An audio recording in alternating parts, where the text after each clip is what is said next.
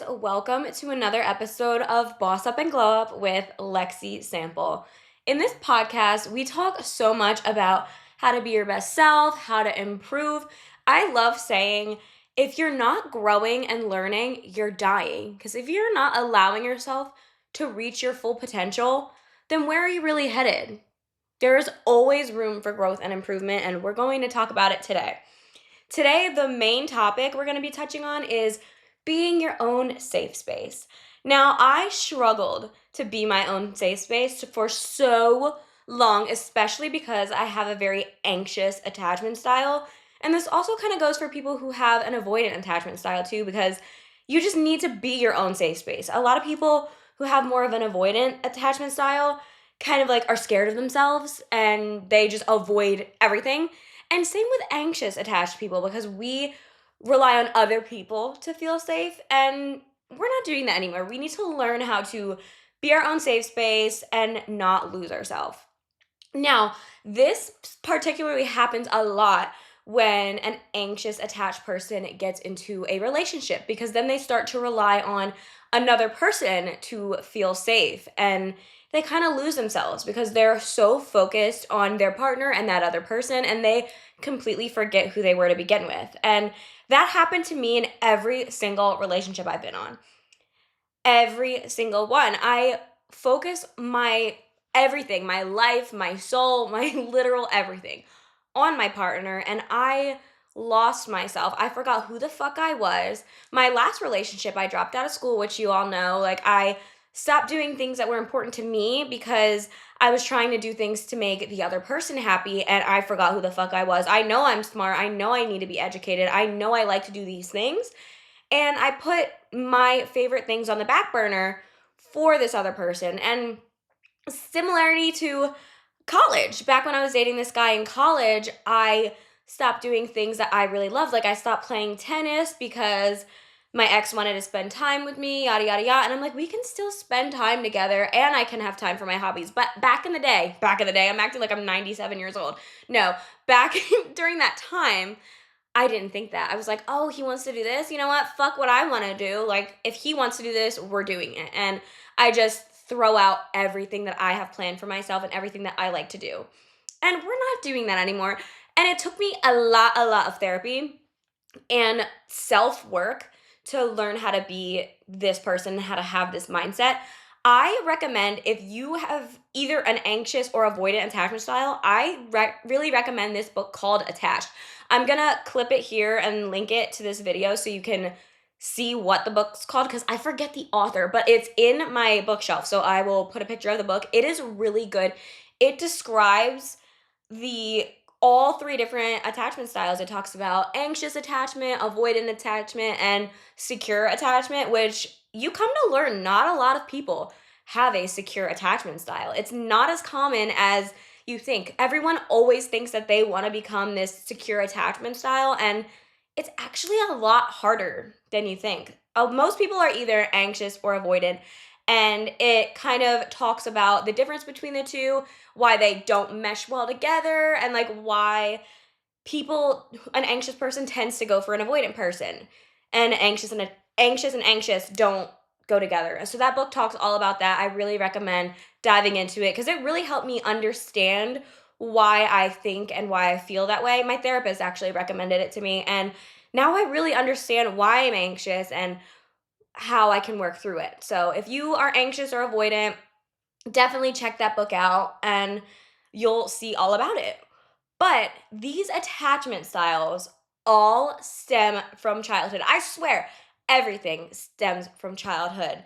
And I think my anxious attachment style and me not thinking myself is like a safe space all stems from my childhood. So, let me tell you a little bit about my childhood. I've talked about it before, but not that much. So, growing up, I had a father who was in the military. I didn't know he was insane at the time, but he was in the military, so he was never really around. And he was stationed in Iraq. So I saw him like once in a blue moon as I was a child.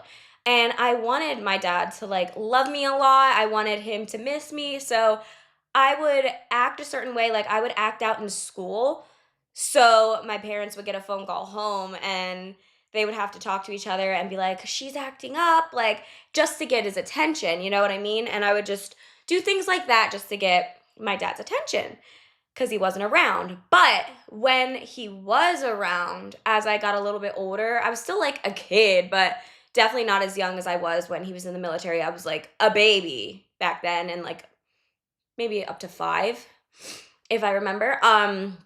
But anyway, as he moved back home, he actually was very, very abusive to my mom and to me.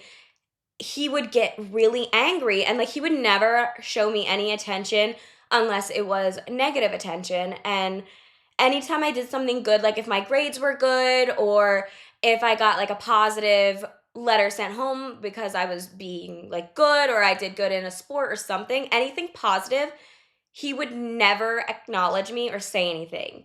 But if I was in trouble or if I got bad grades or if anything negative, my dad actually punished me. He would beat me. And back then, I thought it was a good thing because he was giving me attention and I thought he cared about me. Honey, no, that was because he was a nut job. Abuse is not because they love you.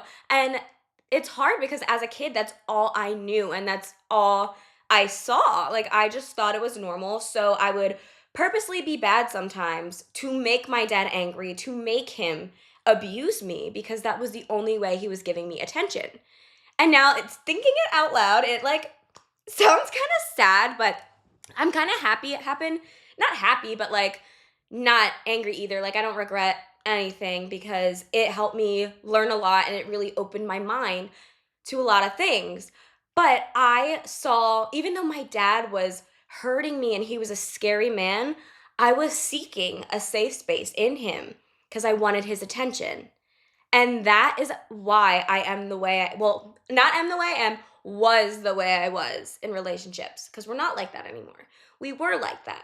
Since I was seeking validation from my dad growing up, I kind of seek that same safety in a partner. And that's why I do things to grab my partner's attention. Like, let's say they're, I don't know, I'm trying to think of an example.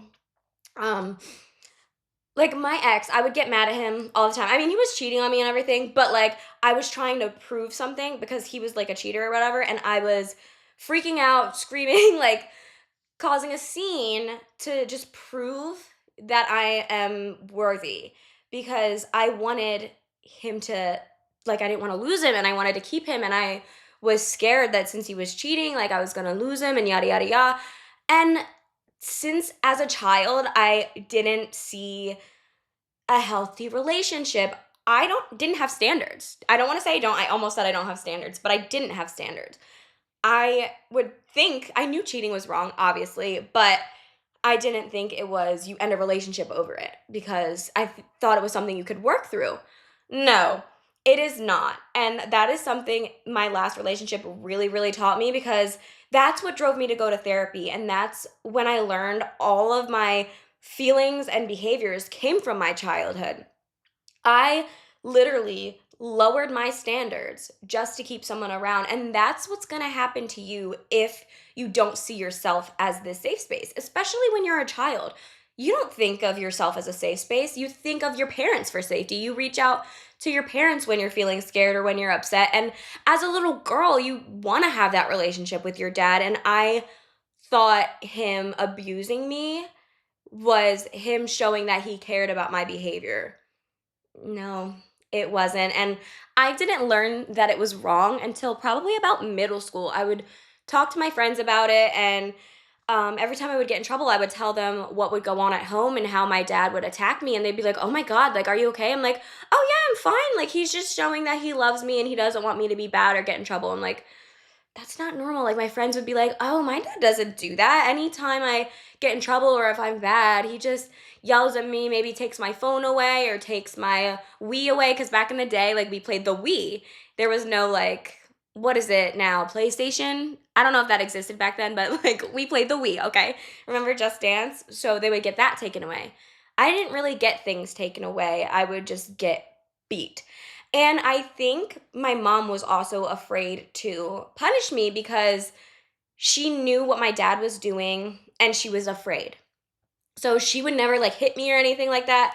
I don't think she really knew what to do because she didn't want me to see her as an abuser because she wasn't at all. Like she never hit me, not at all. But you know how some parents like spank your children? My mom didn't even do that. I think she was afraid because she saw what my dad was doing and she was like planning her way out.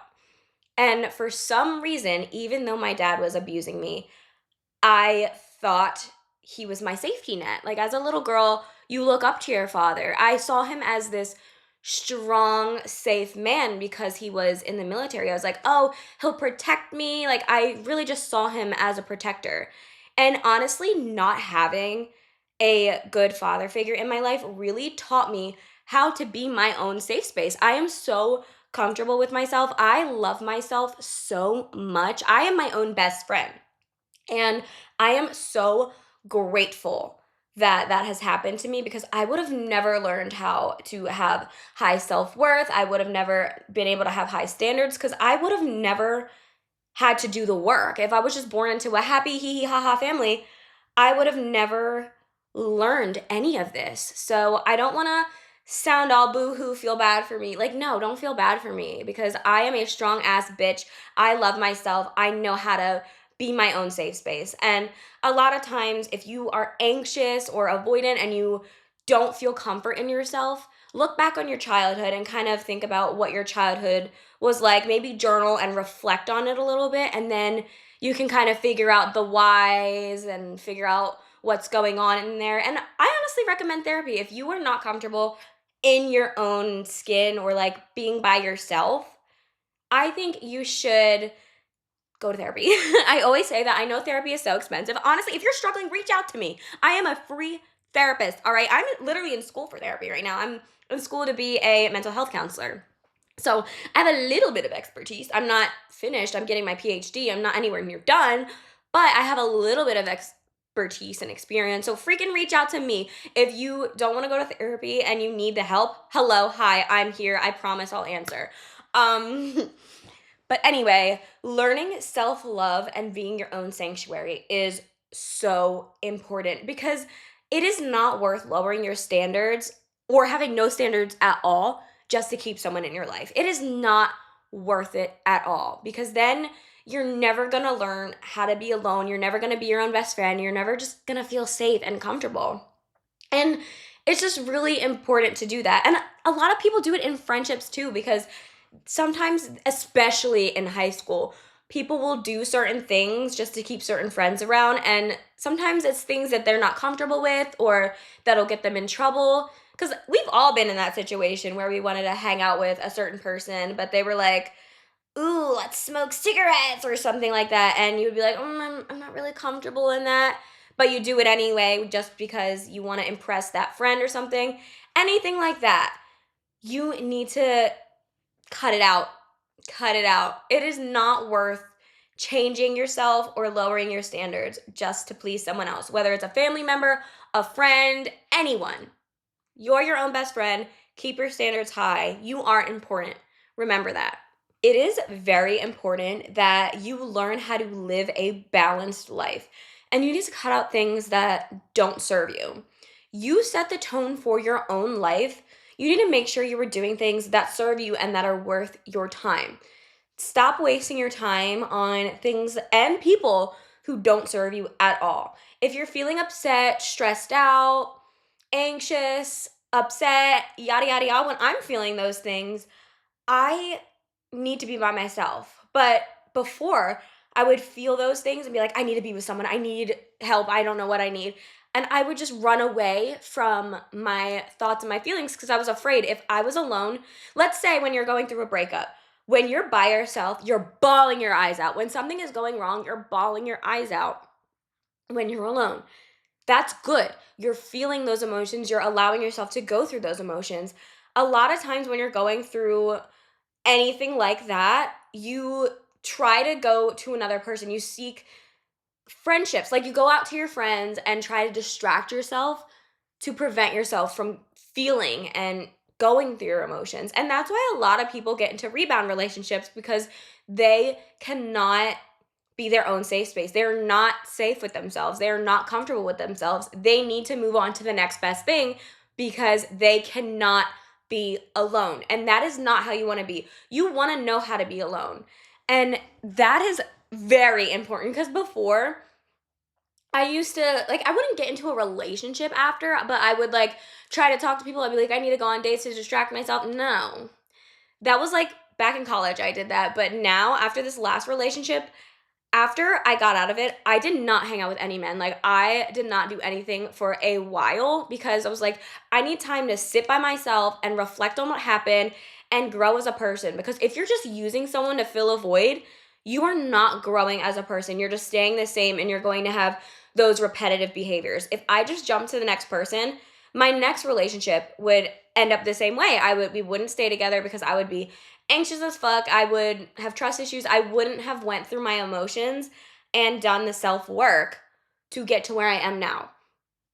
And I just found peace in myself. And when I say be your own safe space, I don't just mean like sit in your room, pout, and like be by yourself. No, I'm saying you need to connect with yourself mentally. Like it's not just about being alone, it's about connecting with yourself and focusing on what you need.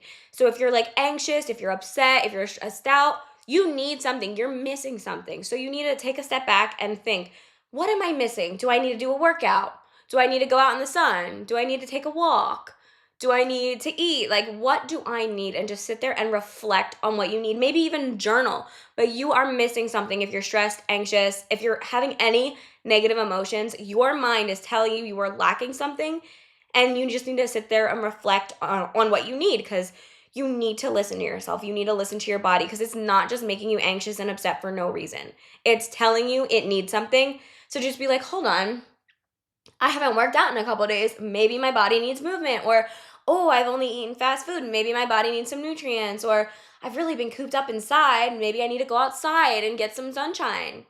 Anything. Or, hey, I haven't really sat there and reflected on my days. And maybe you need to journal. Like, you are missing something. And that's how you become your own safe space, is acknowledging what you're lacking and what you need and really get in tune with that, because staying in tune with your emotions is so important in becoming your own safe space, because a lot of times we don't realize why we're feeling and acting a certain way.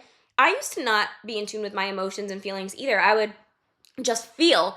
But then when I started journaling and writing down how I feel every single day, I have this journal. I can link it in here, the journal I have. I need to remember to do that.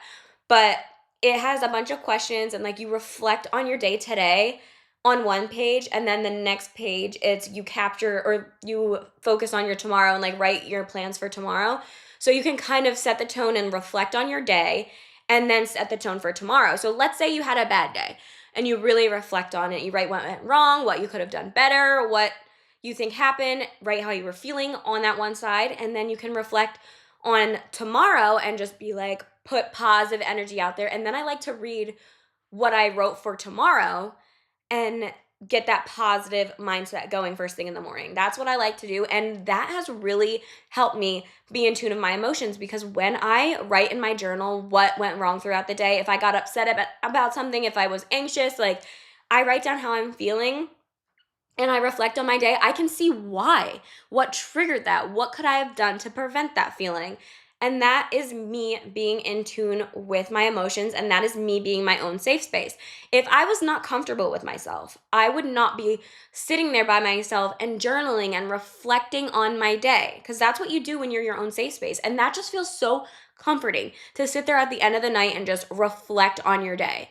Because how can you make improvements if you don't really know the root of the issue? And that's how I learned, besides therapy, obviously, but that's how I saw I was a very anxious person. Like, I knew I was anxious. Like, I would have these feelings of anxiety, but I didn't really know what it was until I started reflecting on what made me feel that way and why I was upset and this and that. And I would see why. I'm like, wow, like, I am very anxious about this. I'm anxious about that. And it made me reflect on it, why I was feeling that way, how I can change that. And it's very helpful.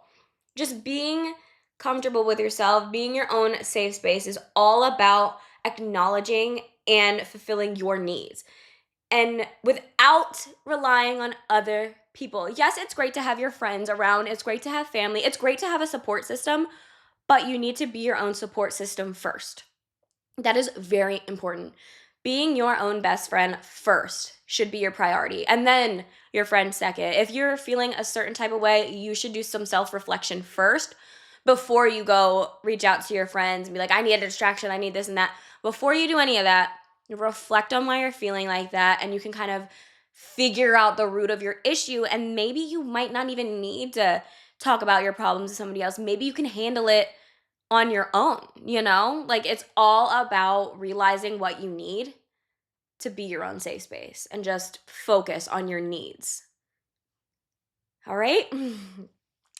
I wanted to thank you so much for listening to today's episode. This is a very important topic because I think it is so important to learn how to be your own safe space because a lot of people struggle with that. I know I did before because I'm a very anxious person, but even avoidant people, it's very hard to be comfortable by yourself and really thinking about what you need and reflecting on your feelings because a lot of people are afraid of their feelings and they run away from their feelings, which is normal. I'm not saying it's abnormal at all, but there are ways we can take some steps and some self work to get out of that and to really focus on yourself and becoming your own best friend and to being your own safe space. Because if you are not 100% focused on yourself and you're not comfortable with yourself and you're not going yourself first with your issues and you're just reaching out to other people and relying on other people for comfort, you're not showing yourself that self love that you deserve. All right? I appreciate you so much for listening. I really hope that helped you. I really hope you are now your own safe space. I love you so much and I appreciate you for tuning in to today's episode. Bye.